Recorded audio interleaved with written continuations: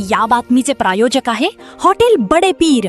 आमचा पत्ता विजापूर वेस व दुसरी शाखा मुस्लिम पाच्छापेठ सोलापूर।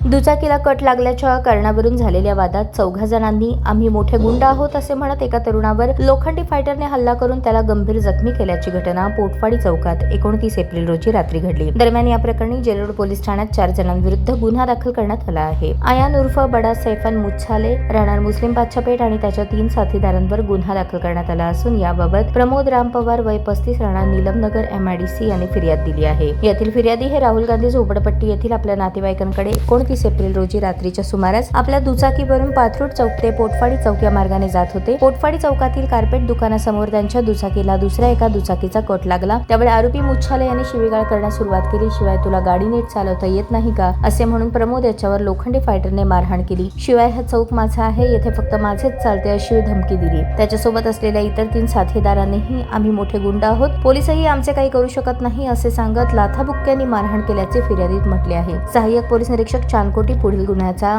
तपास करत आहेत। ताज्या बातम्या पाहण्यासाठी प्राईम महाराष्ट्र न्यूज चॅनलला सबस्क्राईब करा।